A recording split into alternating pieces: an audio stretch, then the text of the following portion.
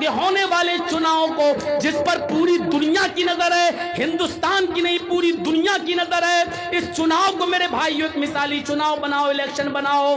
वैसे ही आपको मालूम नहीं कि आपको विदेशी कहा जा रहा है, आपको रोहिंग्या कहा जा रहा है, आपको बांग्लादेशी कहा जा रहा है, आपके ऊपर क्या क्या इल्जामात लगाए जा रहे हैं, और आप ये जानते हैं कि कौन आपके पीछे पड़ा हुआ है, और इस वक्त के चुनाव को क्या क्या बनाने की कोशिश की जा रही है। इसलिए मुसलमानों, मेरी आपसे अपील है कि बड़ी हिकमत के साथ, बड़ी दूरअंदेशी के साथ एक एक वोट की कद्र कीमत को पहचानना, इत्तिफाक और इत्तेहाद का सबूत देना, जहां भी जाना मिलकर जाना, जिस जगह भी वोट डालना इत्तिफाक के साथ डालना, इत्तेहाद के साथ डालना। किसको देना ये आपकी मर्जी है, लेकिन इंतशार न हो, इफ्तराक न हो, बंटवारा न हो। अगर आपका बंटवारा हो गया तो समझ लो कि फिर से देश के दुश्मनों के हाथों में इसकी बागडोर जा रही है।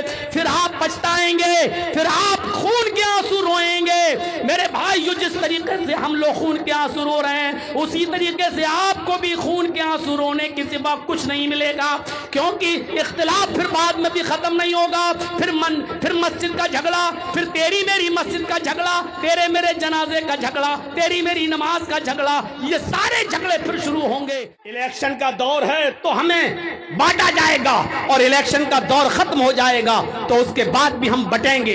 तब मसलकों के नाम पे बटेंगे, तेरे पीछे मेरी नमाज नहीं, मेरे पीछे तेरी नमाज नहीं। और मुरादाबाद जैसे कांड होंगे कि मुरादाबाद में अगर किसी बरेलवी आदमी की नमाज जनाजा कोई देवबंदी मौलवी पढ़ा दे तो बरेलवी मौलवी फतवा देता है कि पूरे गांव के तमाम सुन्नियों के निकाह टूट गए, और वो बैठेगा और फिर सबका निकाह पढ़ाना शुरू कर देगा।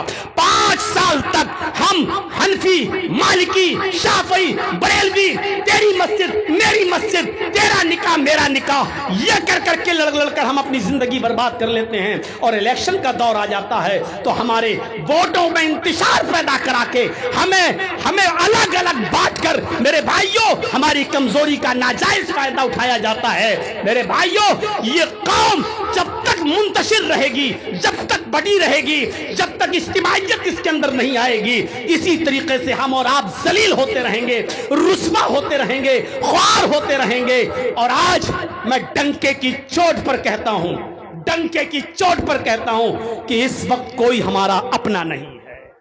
जिसको बुरा लगे लगता रहे, जो जिस पार्टी का मानने वाला हो मानता रहे, होता रहे। इस वक्त कोई भी हमारा नहीं है।